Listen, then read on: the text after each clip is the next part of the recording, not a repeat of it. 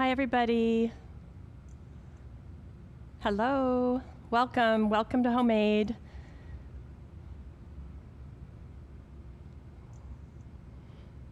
Hello and welcome.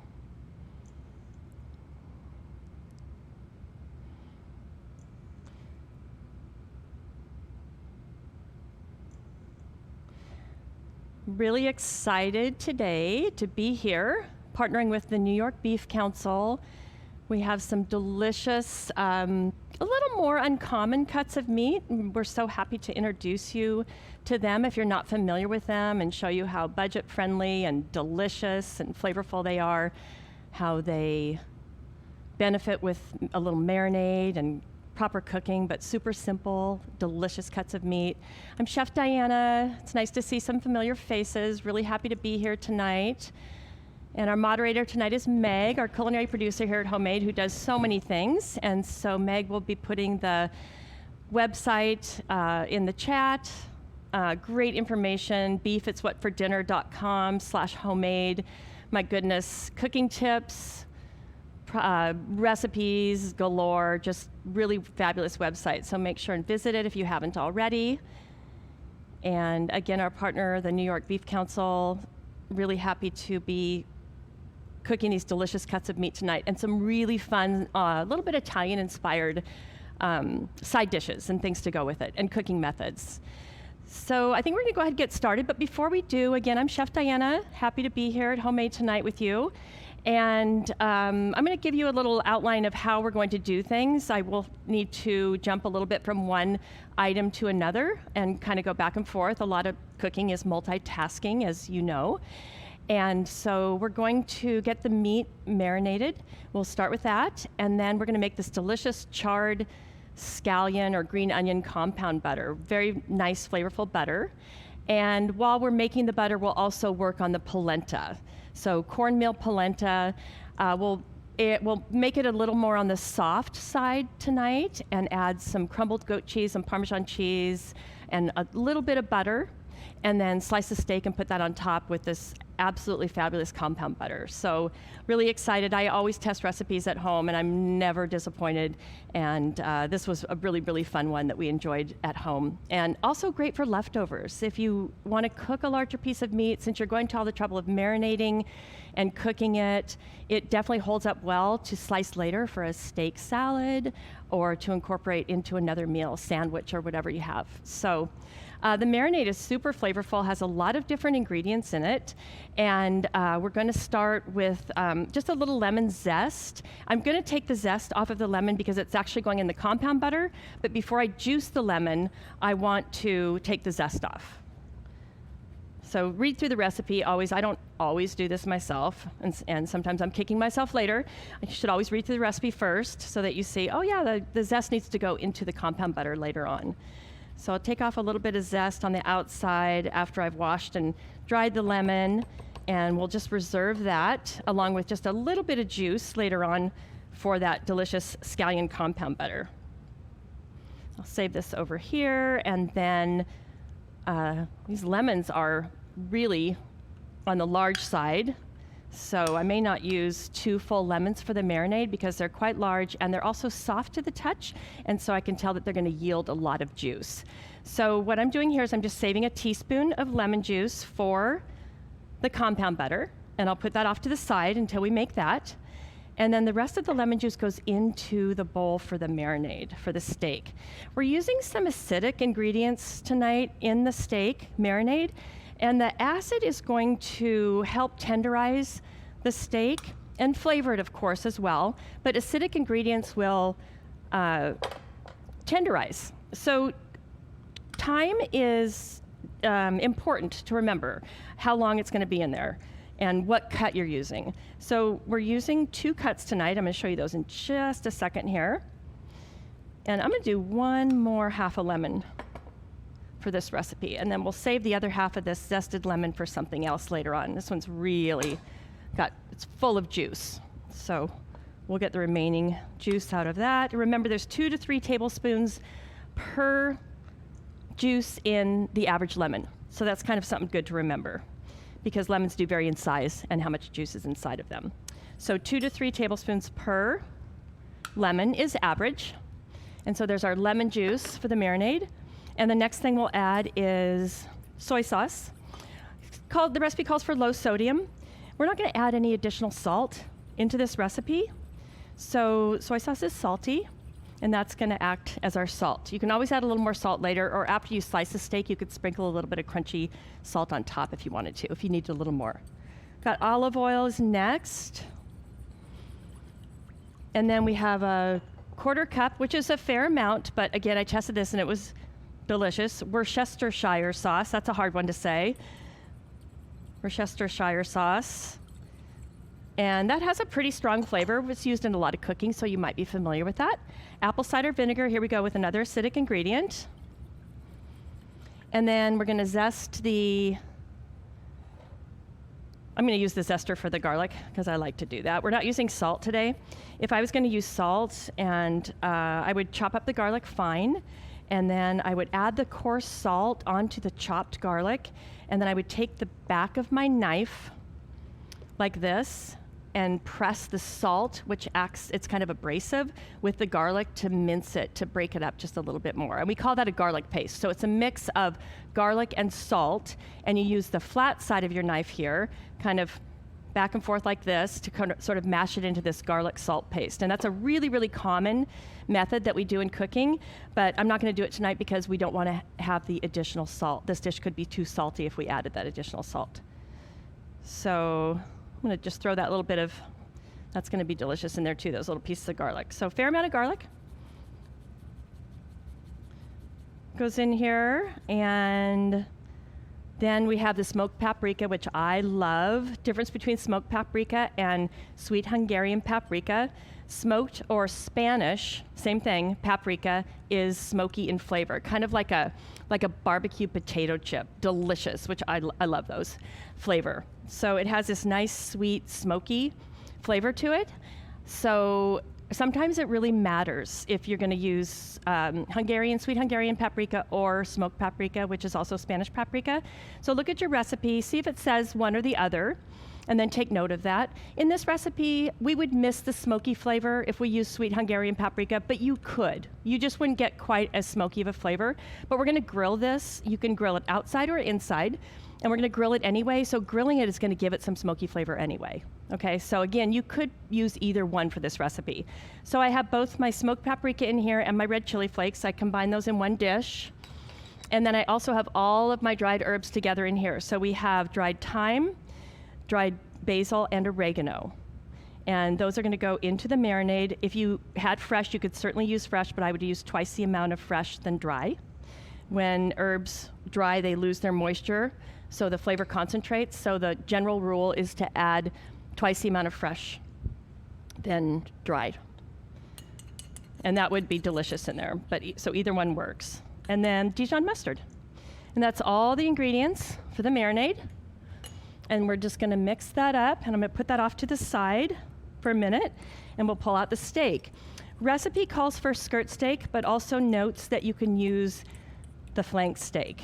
So the flank steak, we have a portion of both, so we did half and half, so we have a pound of flank steak here, and we have a pound of total in weight, pound in 3 nice pieces of the skirt steak right here.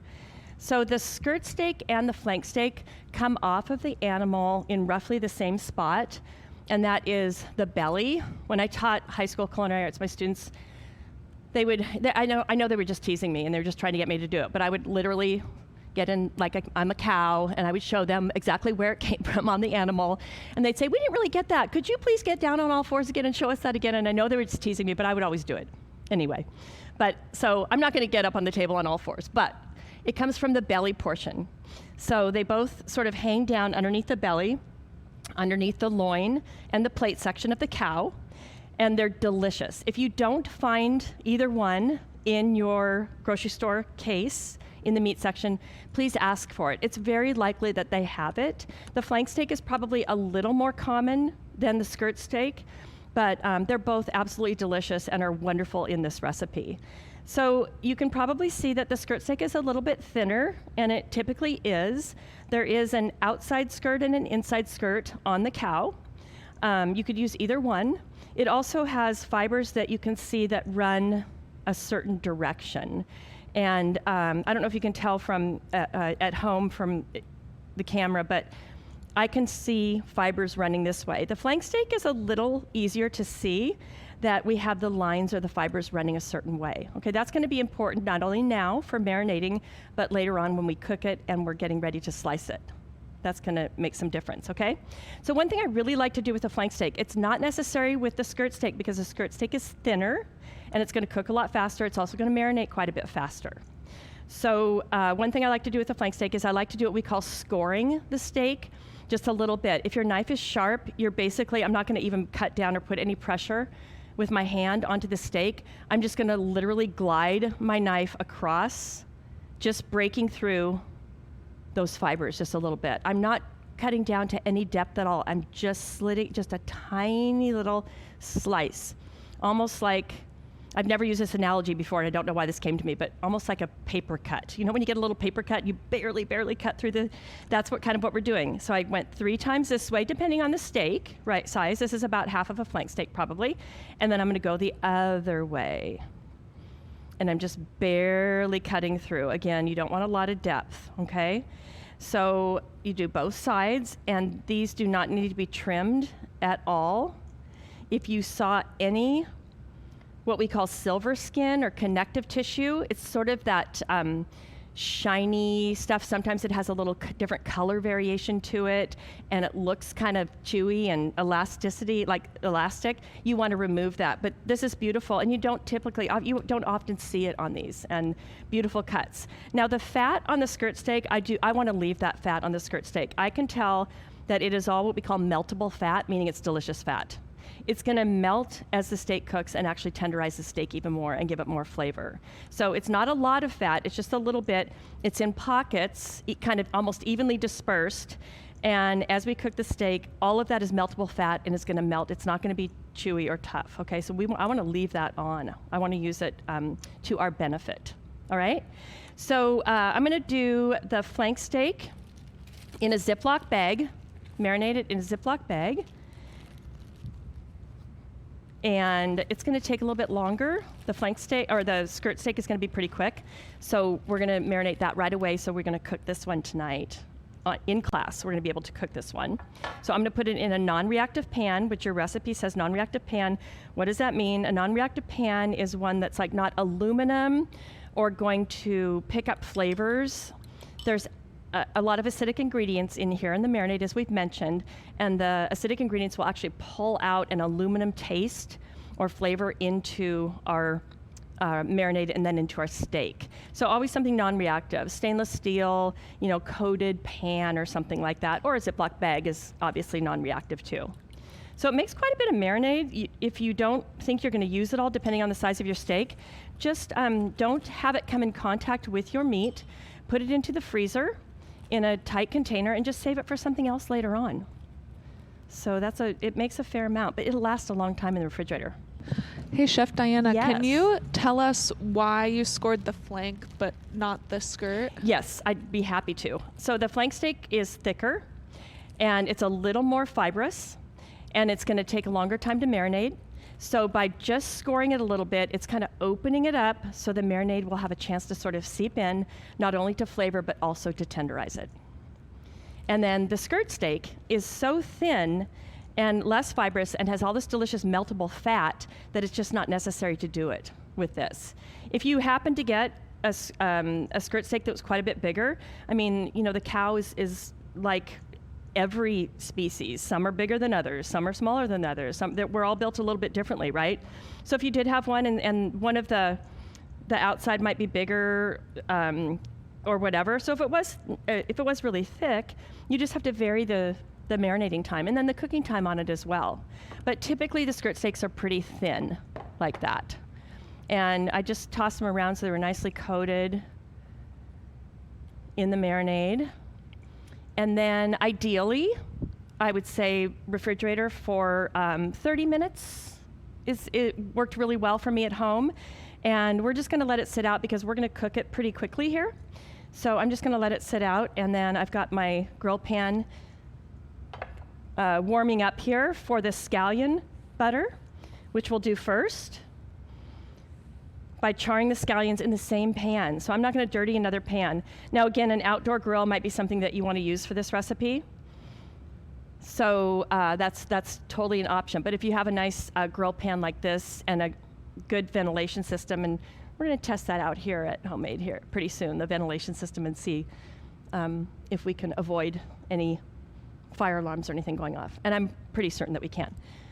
Little pepper, I didn't add that to the marinade, so I'm gonna just add it now. You could definitely mix it into the marinade, I just forgot. So we'll do that, and then I'll put a little bit on the flank steak. And then our grill pan is getting nice and hot. And we cleaned it off. No oil for the green onions. So we washed them and trimmed them. They have a little bit of water on them, so I'm gonna take this clean towel and just blot them dry. And let's go ahead and turn the grill pan up, get it really smoking hot and see what happens. And we're just gonna, we want these to basically almost kind of burn. So we'll start out, there's a nice little sizzle on them. The pan's continuing to heat up. So we'll just let those cook on there. And then I'll show you the other ingredients. We're not quite ready for them yet, but we have a stick of unsalted butter. If you have just salted butter, make sure you don't add any salt to the recipe later on. And then we have the scallions, we have the lemon juice and the lemon zest, and I'm gonna add a little bit of salt to this one. We're ready to go with that as well. And that's all that goes in the compound butter. And Meg and I were talking about this butter a few weeks ago when I was here, and the butter does make a fair amount, and I would make the full recipe if I were you. There are so many fun and delicious things that you can do with this scallion butter if you have any left over. And the genius that you are, Meg, can you tell them what you did with your leftover? Do you mind? I put you on the spot here. Oh my gosh, it was genius. I'll share. I put it into pie dough when I just was making a quiche, and I was like, oh, I have this scallion butter. That would be really good in this pie dough, and it was. So yeah, I would do it, eat it over eggs, or you could put it on anything really. But in the pie crust, in the dough, I just was like, oh my gosh, that's genius. Love that. And then I had some at home, and I put it actually on top of a hamburger patty. This isn't pouring very well, and the stove's not gonna like that, so I'm gonna wipe it up pretty quick. I put it on a hamburger patty. Instead of like putting cheese, I put the scallion butter to moisten it and give it more flavor. And then I put it, pasta, at the end of a pasta dish, just tossed it in. That was delicious. Ooh, yum. So it's really, really good. So we're just gonna char these. Get them nice and black. And you could do it with chives if you wanted to, or sweet onions. Also springtime. I know we've been talking about spring here a lot at Homemade. In the spring we have sweet, like new onions, with like a bulb onion, almost like a sweet onion with a green stalk out of it, or garlic chives, or you could make a compound butter with any of those nice, beautiful spring things that are coming out, and it would be delicious on any of these dishes. Okay, I'm gonna move the polenta to a little higher burner so I can get this simmering. Now I'm using stock here, beef stock for the polenta. So I'm gonna bring that up to a simmer. Here we go, that should get it going here on this front burner. And then I'm gonna, once it comes to a boil, I'm gonna whisk my polenta in. You could use either a whisk or a wooden spoon, or we may go back and forth. I have both handy just in case. We'll see what happens here. And then I'm gonna cook that a little differently than the recipe says. I just kind of want to keep an eye on it, and I want it to go a little bit quicker. So I am going to watch it and not let it get boiled too rapidly. And then I'm going to make sure that the polenta is not sticking to the bottom of the pan by using my wooden spoon and coming around in the corners, because I definitely don't want it to burn. And we'll do that once we get the lumps out with a whisk.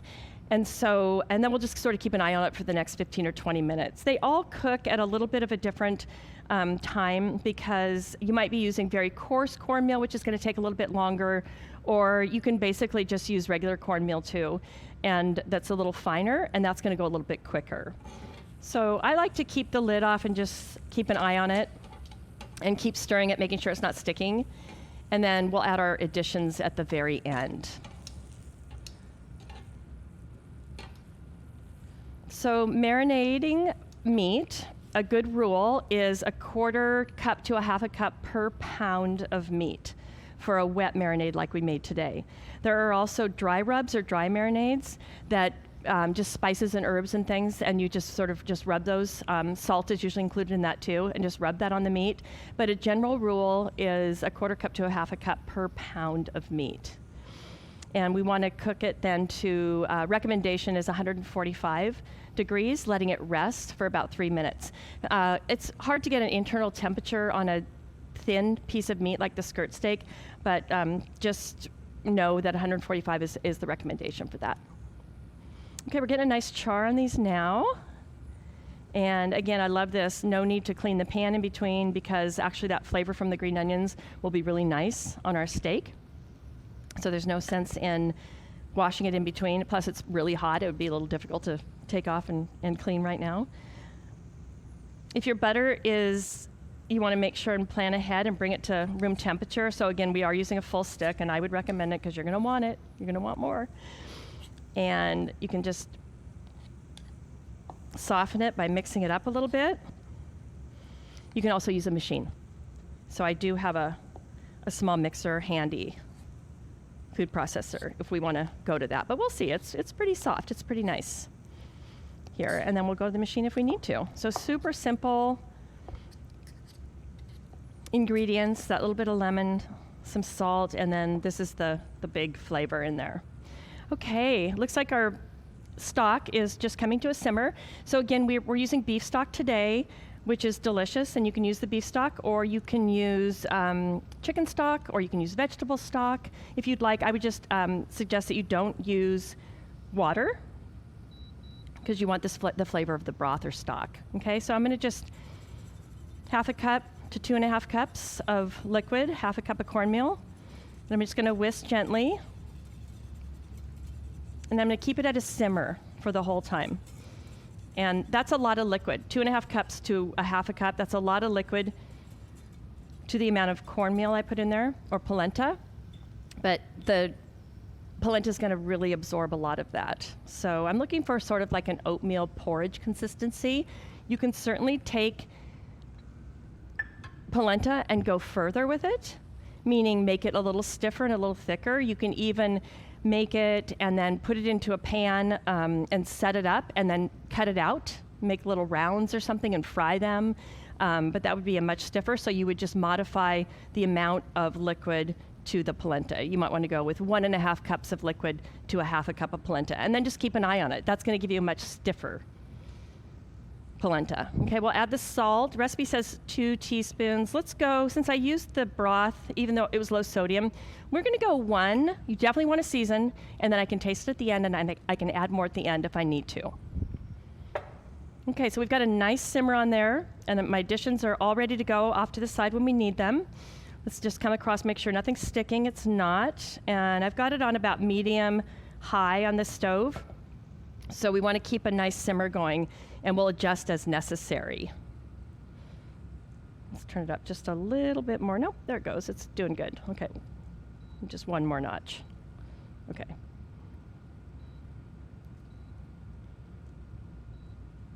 There we go. Okay, and I'm going to turn my grill pan up too.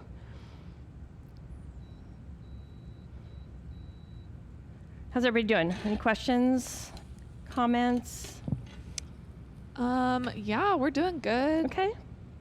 I think we have a question for when you get to cooking the steak, so I'll hold off on that one. Everybody's excited about the steak. Yeah, I'm we're excited about the steak steak too. I can't But wait. yeah, like if you don't like polenta, you don't like cornmeal, what's something that would go with this? I mean, mashed potatoes.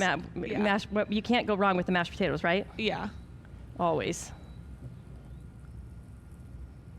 Oh, risotto. That's risotto. A good one. Mm-hmm. So you guys always come up with good ideas. Yeah. Risotto would be good. Yeah. Pasta. Just some extra grilled veggies too. You know, you can just throw some extra. If you've got your grill fired up, if it's a grill pan or an outdoor grill, you've got your grill fired up, use it. Definitely. I'm really into grilled broccoli right now. I think it tastes so good with a char on it, and also would be delicious with the compound butter. It'd be really good. Really good. Okay. So the tops are thinner and more fragile of the green onions, and so they're getting really nice and dark. You don't have to wait until the bottoms, the white and light green parts, get dark, because the tops are going to be disintegrated by that point. And so I should have mentioned that a little bit earlier. So I'm going to go ahead and pull these off and let them cool over here until I can easily handle them and chop them up fine. Okay, so whenever that happens for you, okay, calm down. There we go. Scraping across the bottom, nice. I always like to see things if I can. There's certain things that you're cooking that you can't watch all the time. If you're steaming rice on top of the stove, you can't. Don't take the lid off. You can't. It won't work. But if you can, I'm afraid, like the out of sight, out of mind thing. You know, I've done it too many times, but I always like to see it if I can. So I'm keeping a close eye on this here. Keep going back and forth until we get what we want here. Okay, so I'm going to get ready to cook the steak in just a minute, but let's finish this compound butter first. And I think I'm going to just do it by hand. So let's go ahead and it's like all or none. It's a dangerous substance. Yeah, it's getting thick though. It's getting thicker. Yeah, it'll be perfect by the time the steak is done. Okay, so let's chop up the scallions, the green onions. They cooled quickly. They were spread out on the cutting board. So again, good grip on your knife and just rough chop. They don't have to be perfect. Just rough chop them. If you're not going into the machine, you want to go pretty small on here.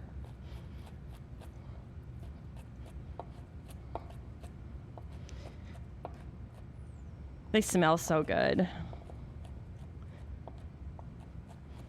And I think them being a little bit warm, just a little bit warm, is going to be nice with the butter because it's going to help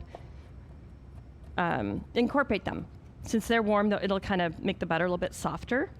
So we'll go ahead and add all of those scallions.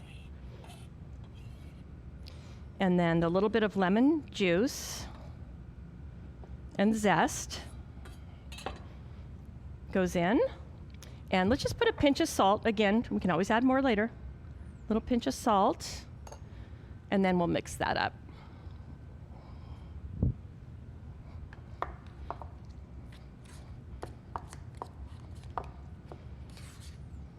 And again, if you have a machine that's handy, nothing wrong with that.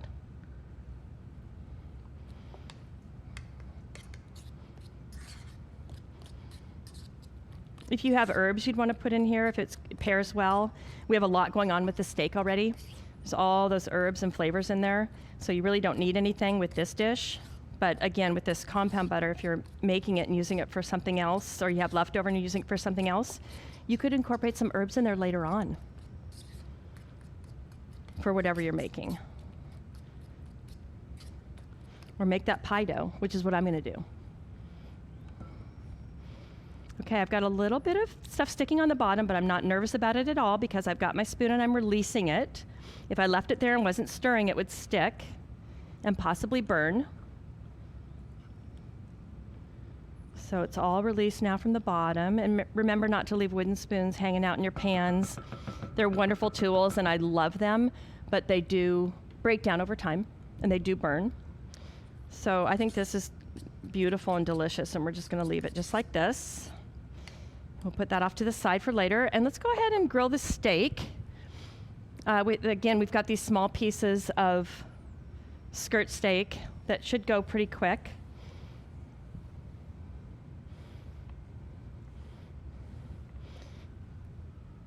And so tongs here. Give this one more stir before I get busy with the steak. Whoops. And we have additions later on that's going to give this polenta some nice creaminess. It'll be really, really good. So the thinner, I'm going to just do 2 of these because of the size of this pan. You don't want to crowd the steak.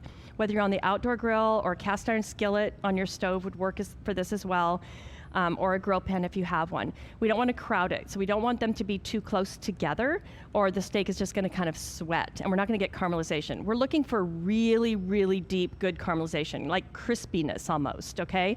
So we want to make sure that we have some space between them. Therefore, I'm just going to use 2 of these of the 3 because of the space on the grill pan. And I'm going to leave this marinade. I'm not going to blot the marinade off. I'm going to leave it on there. We're going to get some smoke. We're not really sure how much yet. We'll see in a minute. We're going to get some smoke. So I'm going to put this one up here. And I hear that nice sizzle, which is great. And then we'll place this one down here. And I think we're going to be fine. And it's really important not to move this. Okay, we want to let it just do its thing. What's going to happen if I start trying to pick it up before it's ready to release itself, I'm going to tear it off of the pan. So the bottom of the steak is going to stick on the grill pan, and I'm just going to basically kind of be ripping it off. So we want to let it do its thing. We just want to leave it alone. I know it's tempting sometimes to flip them around. We just want to really let it get some nice caramelization on one side, flip it over, and then our goal is to get the same amount of caramelization on the other side. So it takes some practice. These are about maybe a 1/2 inch thick, and they've been sitting at room temperature for the last 20, 25 minutes. And so I'm going to go probably about 2 to 3 minutes on each side, but it's going to vary from steak to steak.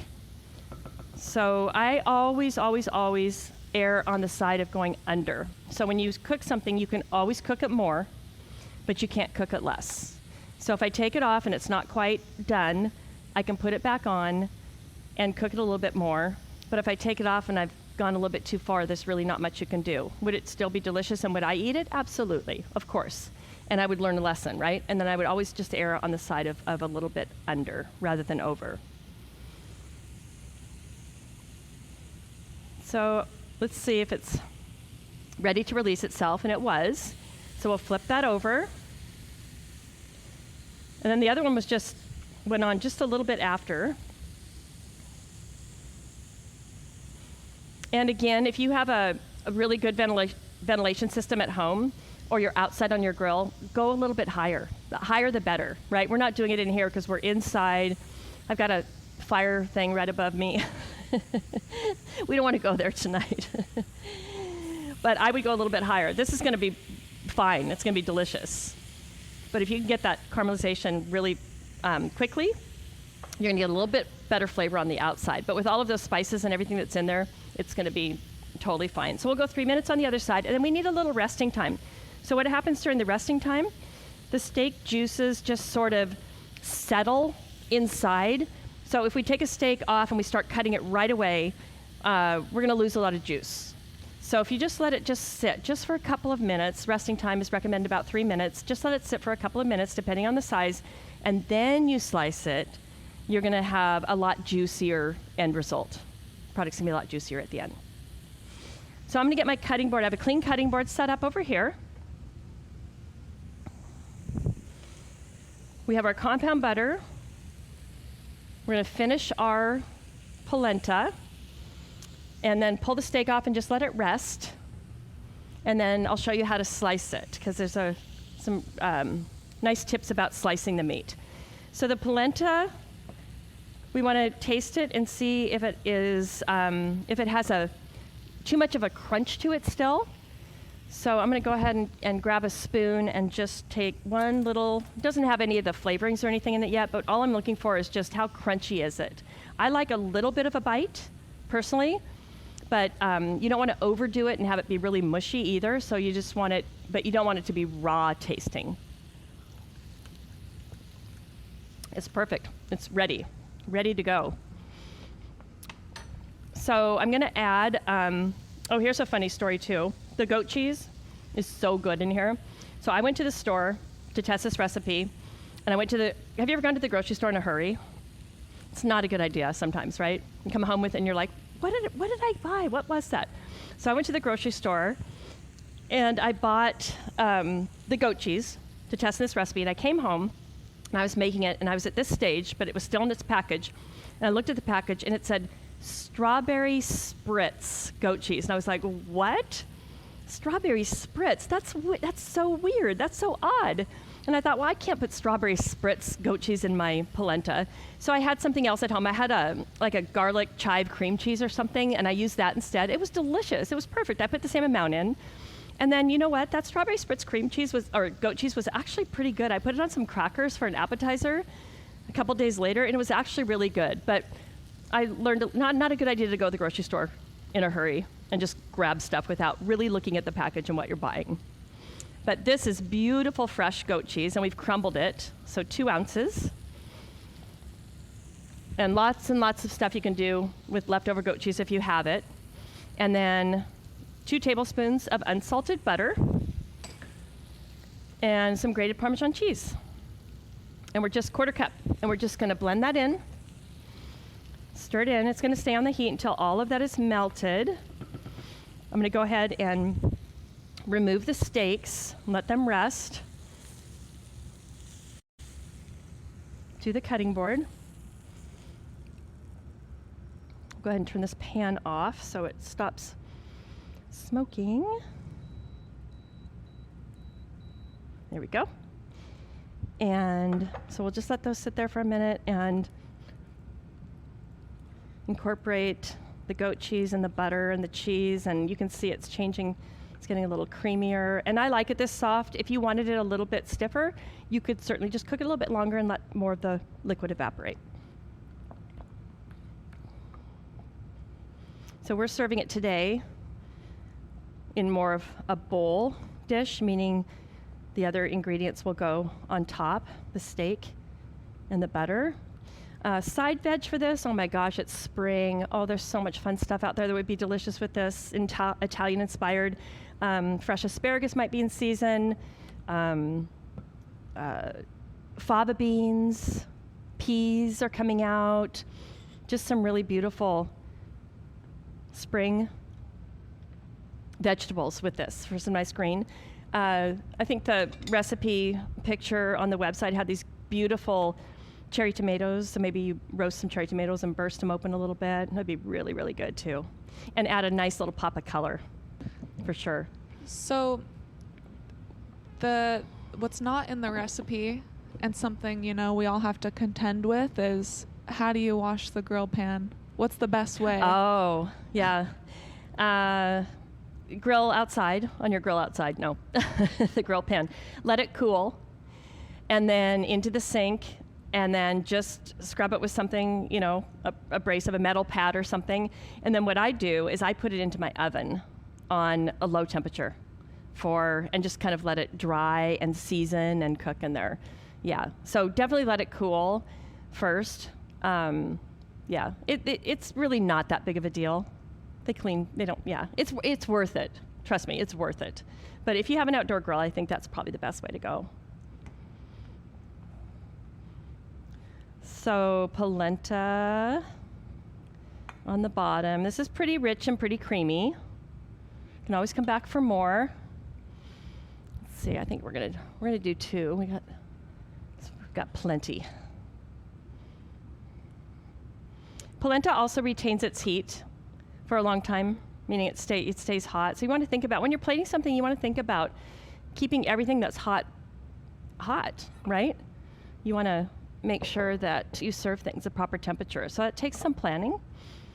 And then, here, I'll leave this down here while I cut the steak. So important thing that I want to point out today.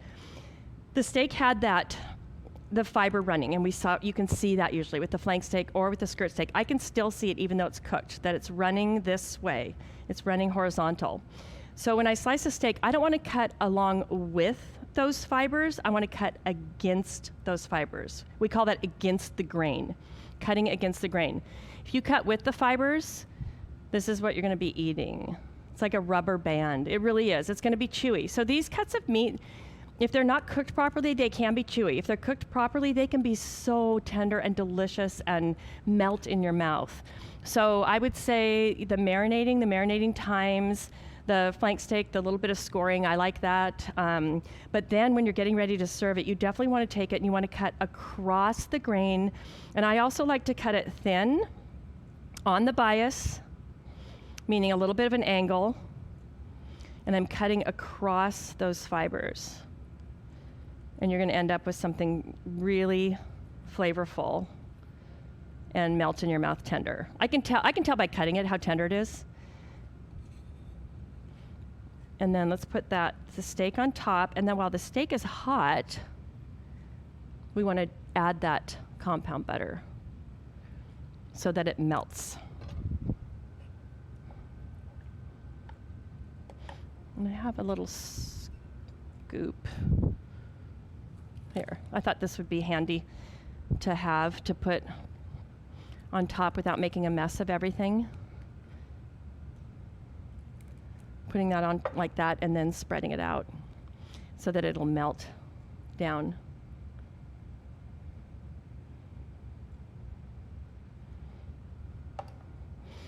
And then again, those cherry tomatoes would be gorgeous, absolutely gorgeous. But again, spraying fresh peas. I want peas with this now that I've said that. And again, you could taste it. If you needed a little more salt, you could sprinkle a little more salt. But we also have just beautiful fresh seasonal herbs that would go really well. So this is fresh oregano. So we use some dried in the marinade. And so a little fresh oregano. There's fresh parsley or thyme. Parsley would go really well with this. Lots of different fresh herbs. And radicchio is sort of, it looks like purple cabbage a little bit, but it's more of a lettuce, an Italian lettuce. Radicchio would be really good with this too. And you can take radicchio, oil it, salt and pepper it, and just give it a little flash on the grill. So just slightly grilled. And that little pop of purple color I think would be really pretty on this dish and also pair with it really, really well. Really well. Because you'd pick up on that Italian theme we have going on. Okay. So anything else before I pop this into my mouth and try it? I'm so excited.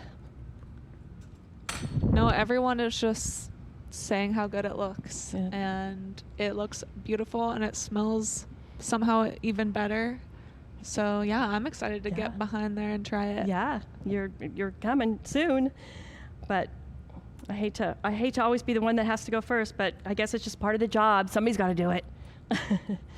So I would suggest when you eat this, you get a little bit of everything. And again, these herbs, I wouldn't put a whole sprig on top of there. I would probably chop them up a little bit so you can also incorporate some of that flavor.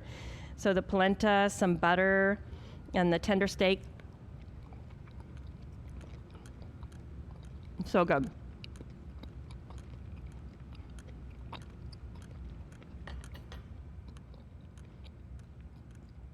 It cooked really nicely, even on this pan that wasn't quite as hot as we would like to. It's got a good little crunch on the outside and really nice and juicy and moist and flavorful on the inside. And all of those delicious components that went into that marinade, I feel like I can almost taste each and every one of them. A little smoky, a little pepper, a little heat from that, and then all of those herbs. It's absolutely delicious. So I hope you, if you haven't tried it already, I know some people are cooking, I hope you do try it, and please do visit the website at the New York, the New York Beef Council, and then it's in the chat as well, so Meg put it in there. It's just really, really great, super helpful tips on cooking technique and what cuts and where they come from on the cow and appropriate cooking methods for them. So really helpful along with those recipes. So we have another class coming up on May 7th. I think I'm going to be here May 7th doing some enchiladas with you. green chilies, enchiladas. So, what's that? Sorry, the Oh. Spring Feast is on the 2nd. On the That was 2nd. my Oh, we have bad. one I before wrote then. the Oh, wrong good. thing. Okay, yeah, so yeah. May 2nd is the Spring Feast. Mhm. Oh, good. Okay, so go to that before you come to the next one. All right, thank you everybody so much. It was such a pleasure to be here with you today. I just enjoy it so much. And I hope to see you again. Take care.